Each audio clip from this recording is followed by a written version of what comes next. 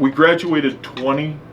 We have several guys who, and we have several guys in this program who are at the end of their career, academically and socially, or not socially, just academically and eligibility wise. So we end up with about 25 slots. Okay. Mark. And we also have we only have about 7 walk-on slots. And 2 of these guys on this list are walk-on guys. I don't need to identify who they are, but they're 2 walk-on guys who I anticipate will be scholarship guys for us in the near future, whom I don't have aid for.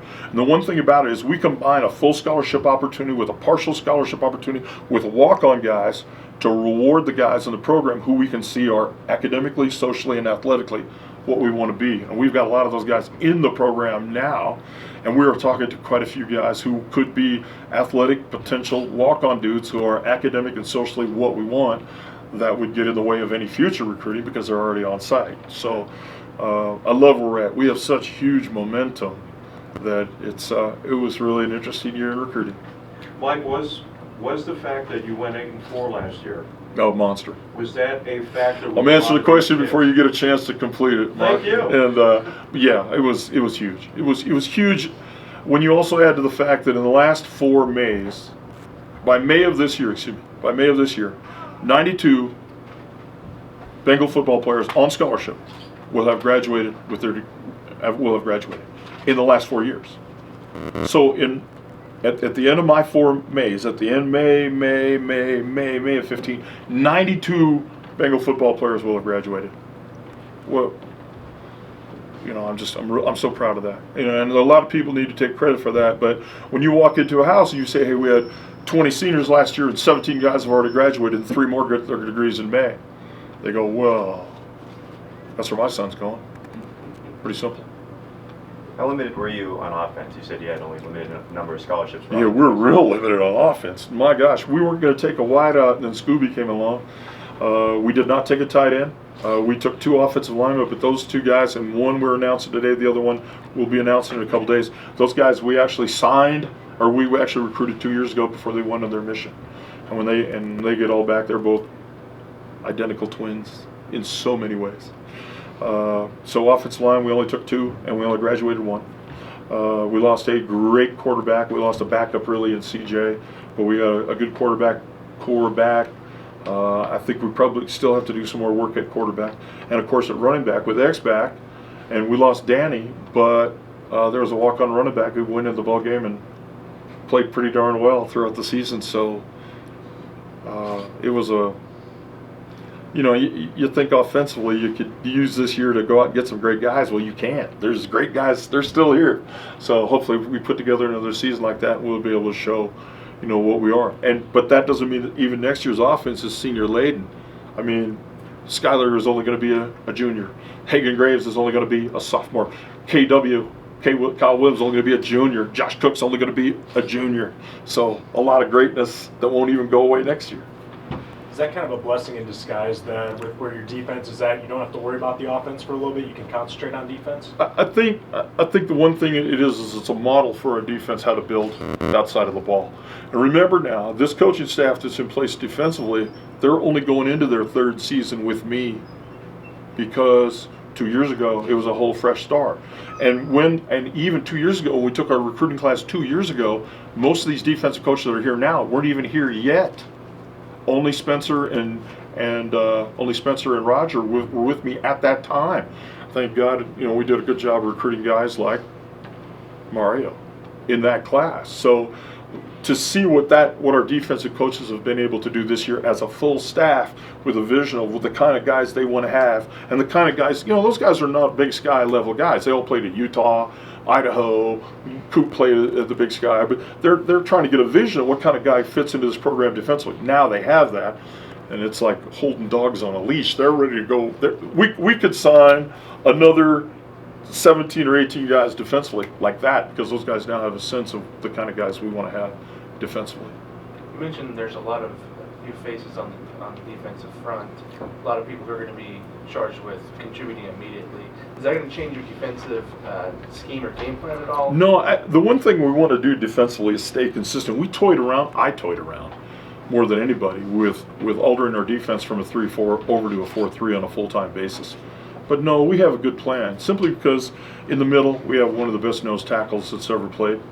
And our defensive ends last year, Robbie McAsee and Sage Warner, were not easy, simply not the most gifted guys, but they played their guts out.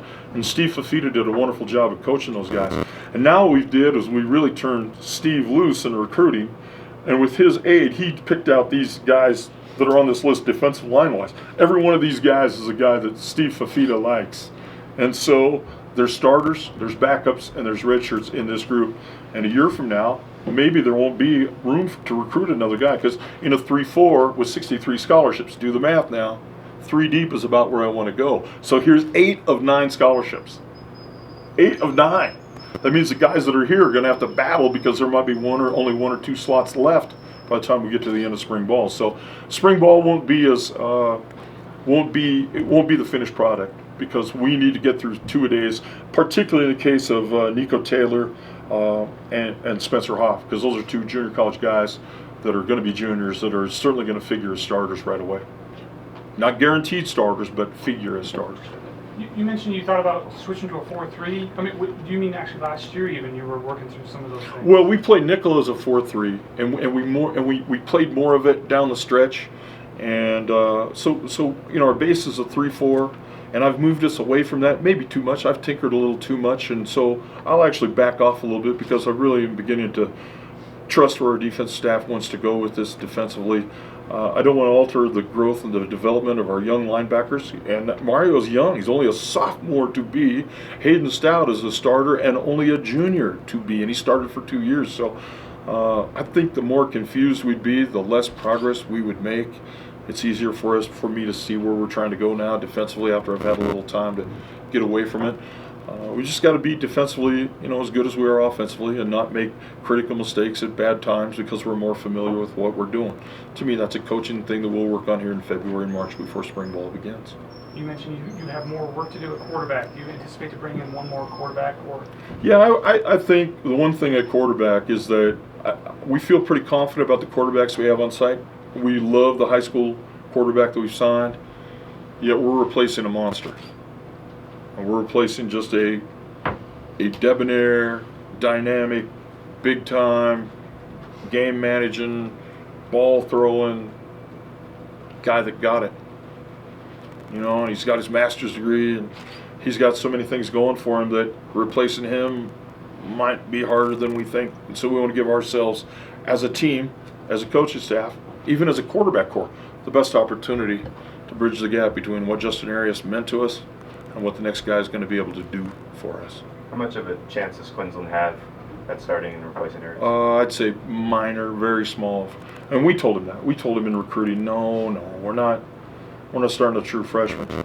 But I said this about 12 years ago, and this red-haired quarterback by the name of Travis Luley came in and blew everybody's out the wall. So,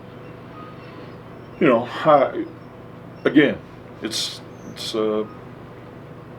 a long ways till Christmas, right? This is early December. This is a long ways till Christmas. Christmas isn't until they start playing. And to say on signing day that any of these guys are or are not going to be is just a bunch of coach speak.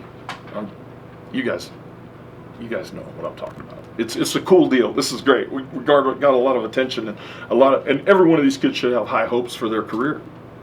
The truth is, it's not a measure of how hard you recruit, it's how well you play, how hard you're willing to work. And guess what? I always tell the players, here's recruiting and here's playing, and they're not related. They really aren't. They really aren't. Now that you're recruited, now you're coming, great, love you. Do you anticipate your quarterback situation for another guy, FBS drop down, or are you looking for the junior college ranks? I think we can't cut ourselves off from any potential or possibility. I mean, whether it's James or whether it's Tanner or whether it's Trey Pilster or whether it's K-Dub moving from slot back to quarterback or whether it's, I don't know, anybody else.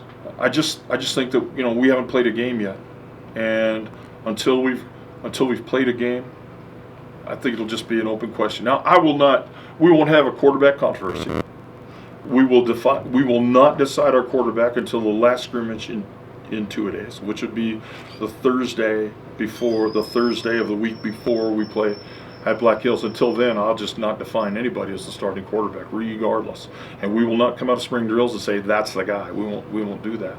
Because so maybe Quinlan will be a guy who can come in and start and play. Maybe. But a quarterback, the last thing we want to do is paint ourselves into a corner.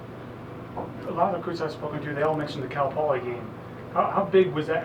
One, do you remember roughly how many recruits you had, and how much of an impact do you think that game, the atmosphere, and how much of an impact did it have on the recruiting? I think the Cal Poly game was imperative to our recruits, for the recruits that were here, because the crowd's intensity and performance. The crowd performed.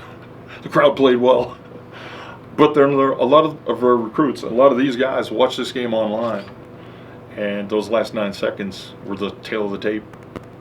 Those last 9 seconds with no crowd, with no play-by-play, excuse me, Jerry, with no color, excuse me, Marcus, with just a crowd noise, says we got to stop against a very good quarterback who the 2 previous weeks had beaten both Montana and Montana State.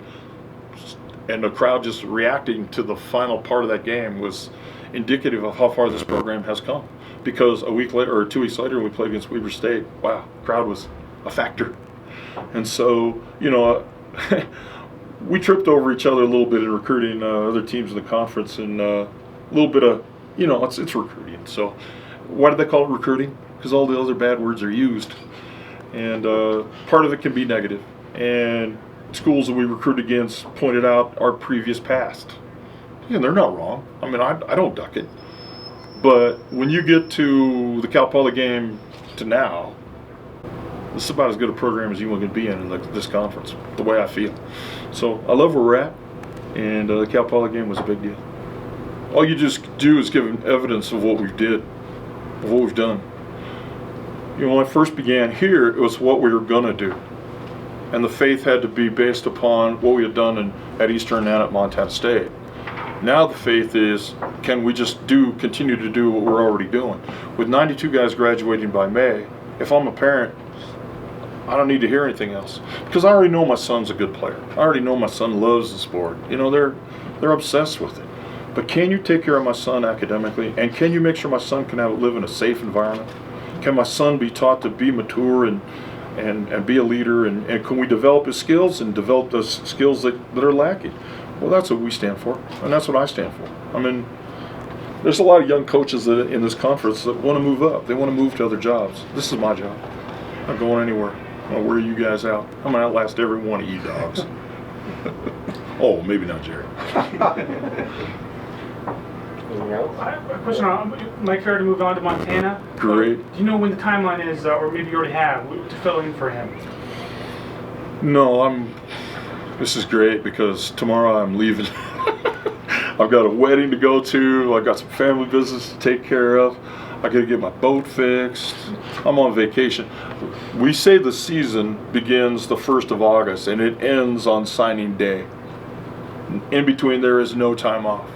So now we enter into about a 6-month period where it's spring ball, weightlifting, and who cares. And now I'm into who cares by tomorrow. So yeah, I've got a staff vacancy. We've had some guys make runs at other members of our staff. So far, everybody's still intact.